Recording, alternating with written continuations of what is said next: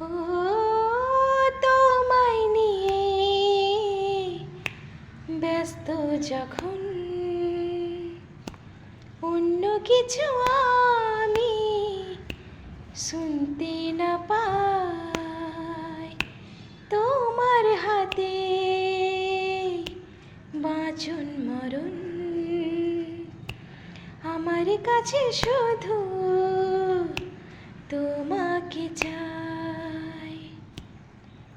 তুমি আশেপাশে ছায়া হো